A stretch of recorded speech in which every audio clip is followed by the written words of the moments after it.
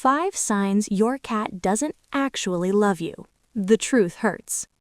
A tale of codependency, judgment, and half-eaten kibble. Chapter 1. The Grand Illusion. Let us begin with a truth so fundamental, so universally ignored, that it forms the bedrock of the modern human-feline relationship. Your cat does not love you. Not in the way you think, not with the panting, tail-lagging, self-abasing devotion of a dog, not with the complex, reciprocal, spoken-word affection of a human. Theirs is a different calculus altogether, a cold, elegant equation of comfort, security, and service, masked by a veneer of soft fur and the occasional, strategically timed purr. We are not owners, we are staff.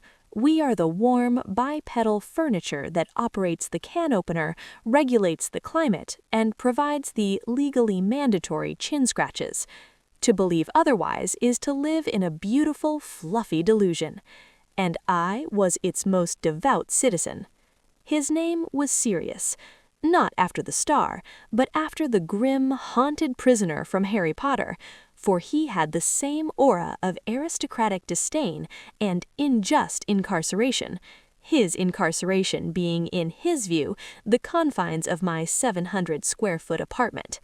He was a Russian blue, a creature of smoke and shadow with eyes the color of polished peridot. When he deigned to look at me, I felt chosen. When he curled in the crook of my knee at night, I felt blessed. I narrated our life together in the language of love. His aloofness was dignified independence. His sudden bites were love nibbles. His habit of staring blankly at a wall for hours was profound feline meditation. The awakening was slow, and it began, as all great downfalls do, with a single ignored sign. Sign 1. The slow blink is not a kitty kiss, it's a gesture of pacification. I had read it everywhere. When your cat looks at you and slowly closes its eyes, it's a sign of ultimate trust and affection. They are kissing you with their eyes. I lived for Sirius's slow blinks. I would perform them back, my heart swelling. Then, one Tuesday, I witnessed him do it to the vacuum cleaner. Not while it was off, an understandable mistake, but while it was roaring, a monstrous cyclops he feared above all else. He was crouched behind the sofa, only his head visible, and as the machine passed, his eyes narrowed into those slow, deliberate shuts. It wasn't love, it was a calculated signal. I am not a threat. Please, you terrifying noise beast, do not suck me up. Look, I am so non-threatening I am pretending to sleep. The realization was an ice cube down my spine. He wasn't sending me love, he was pacifying me, the large, unpredictable primate in his territory. My affection was, to him, a potential threat to be managed. The kitty kiss was a diplomatic tool. Sign 2. Gifts of dead or nearly dead prey are not offerings, they are tutorials. A month after the vacuum incident, Sirius, an indoor cat with the hunting instincts of a sofa cushion, presented me with his greatest trophy, a single, profoundly confused cockroach, placed meticulously in my left slipper. He sat beside it, puffed with pride, and gave me a look that plainly said, "Observe, this is how it is done. You, who fumble with the can opener, are clearly starving. I have taken pity on your incompetence." I had always cherished the folkloric idea that cats bring gifts to their beloved humans. How sweet, how thoughtful. It is not. It is a scathing review of your provisioning skills. Your cat believes you are a pathetic hunter, unable to secure your own food. These gifts are not acts of generosity, but urgent remedial lessons. They are showing you in the most graphic terms possible what you should be doing for yourself, and by extension, for them. The half-mouse on the pillow, the mangled moth on the keyboard, each is a silent, grotesque report card with a big red F for foraging. Sign 3. Needing you is not a throwback to kittenhood comfort, it's a territorial claim. Sirius was a master kneader. He would climb onto my chest in the evening, his paws working my sweater with a rhythmic, prickly intensity, his eyes slits of pure contentment. "He's making biscuits," I'd coo to friends. "He remembers being a kitten with his mother. He feels that safe with me." One day, I brought home a new cashmere throw. I laid it on the sofa. Sirius approached, sniffed it meticulously, and then commenced the most vigorous kneading session of his life. Claws fully extended, he worked that throw for 10 minutes, drooling slightly. Then he curled up and fell asleep, ignoring me completely. The truth, supported by any feline behaviorist, is that kneading is a multi-purpose act. While it originates from kittenhood, stimulating milk flow, in adult cats it serves a more pragmatic function.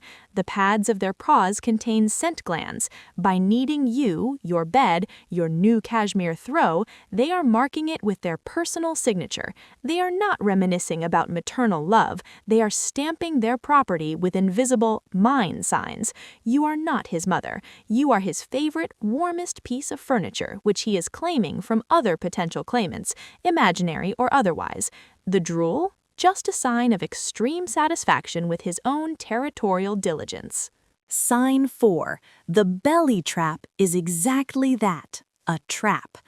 This is the siren song of cat ownership. The cat lies on its back, fluffy belly exposed, a picture of vulnerable innocence. Every fiber of your being screams to bury your face in that softness. Do not do it. I learned this the hard way. Sirius was in a sunbeam, belly up, one paw dangling. It was a Renaissance painting of trust. I, the fool, went in for a gentle stroke. What followed was a whirlwind of teeth, claws, and betrayed outrage.